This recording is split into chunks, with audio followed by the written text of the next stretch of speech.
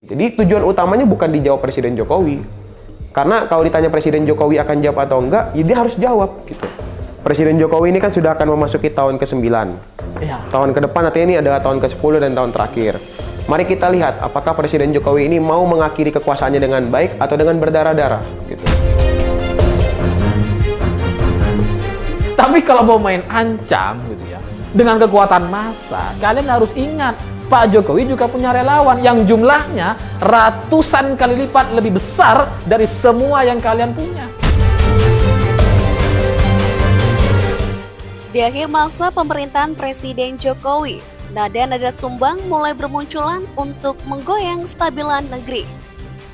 Baru-baru ini muncul sosok Ketua Badan Eksekutif Mahasiswa Universitas Indonesia, Melki Sedek Hoang, yang dengan berani mengancam Presiden Joko Widodo. Ketua BEM UI tersebut meminta agar Presiden Jokowi turun secara baik-baik dari kursi kepresidenan. Jangan sampai turun dengan berdarah-darah. Ucapan itu dilontarkannya dalam sebuah video podcast di channel YouTube Abraham Samad. Di dalam video itu, Melki juga membahas perihal kondisi Indonesia hari ini. Kalau ditanya gimana sih situasi demokrasi dan anti korupsi hari ini gitu ya, jawaban saya adalah pemerintah gagap dan gugup dalam mengatur upaya-upaya untuk mempertahankan sistem demokrasi dan juga gerakan anti korupsi yang baik. Presiden Jokowi ini kan sudah akan memasuki tahun ke-9. Ya. Tahun ke depan artinya ini adalah tahun ke-10 dan tahun terakhir. Mari kita lihat apakah Presiden Jokowi ini mau mengakhiri kekuasaannya dengan baik atau dengan berdarah-darah gitu. Jika dia ingin mengakhiri kekuasaannya dengan baik, dia harus tunjukkan itikat baiknya untuk kemudian merespon suara-suara masyarakat. Yang adalah upaya pertama kita ini tidak direspon, artinya dia sudah tidak punya itikat baik untuk kemudian mendengar suara masyarakat. Barulah kemudian kita akan kerahkan massa, kita akan layangkan penolakan yang luar biasa besar, kita akan bikin gerakan-gerakan yang tidak pernah Presiden Jokowi lihat sebelumnya gitu. Semua topik yang ia bahas dalam podcast tersebut terkesan ingin mengadu domba masyarakat untuk melawan pemerintahan Jokowi. Melki mengatakan saat ini seluruh elemen masyarakat telah bersatu untuk melawan Jokowi. Gerakan itu akan menjadi gelombang perlawanan yang sangat besar untuk melawan pemerintah. Ancaman Melki Sedek yang akan melengsarkan Presiden Jokowi dengan berdarah-darah ternyata menuai respon mengerikan dari para pendukung Presiden Jokowi.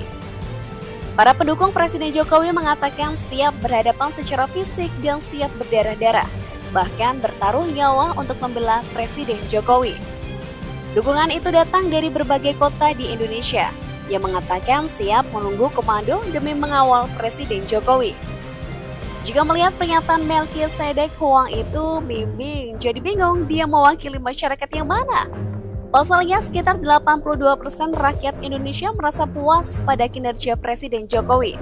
Artinya, jika ia dan pasukannya ingin menurunkan Presiden Jokowi dengan berdarah-darah, maka lawan yang akan dihadapinya adalah 221 juta rakyat Indonesia yang mendukung Jokowi. Lagi-lagi, BEM UI lagi, BEM UI lagi. Kali ini ketua yang baru lagi menyebutkan kalau misalnya Jokowi ini mau turun secara baik-baik atau berdarah-darah.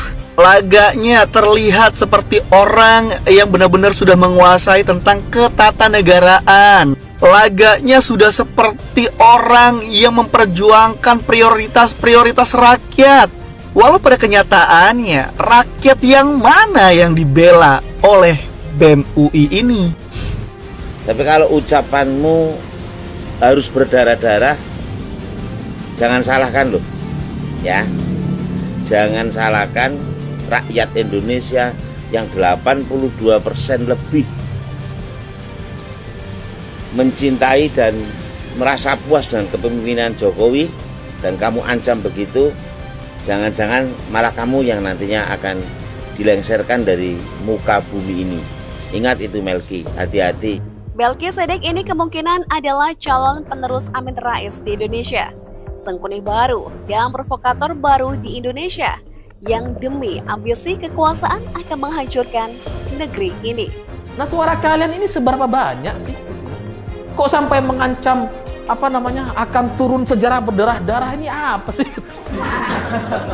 Ya tapi terserah juga. Kalau mahasiswa sudah banyak yang frustasi gitu ya, Udah banyak yang nggak bisa lulus skripsi, maunya demo-demo aja, mau berdarah-darah aja gitu ya, mau mati cepat, ya silakan juga gitu, silakan.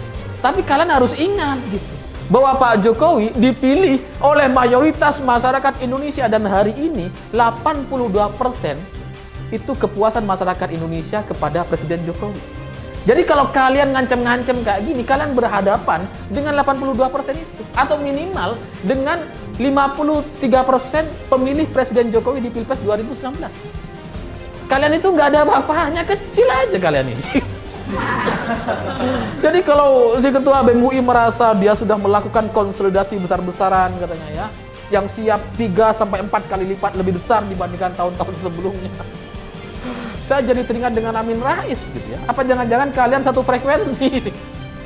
Ya karena kok kebetulan sekali gitu kan, baru beberapa hari yang lalu Amin Rais itu mengancam Pak Jokowi untuk dilengserkan dengan people power.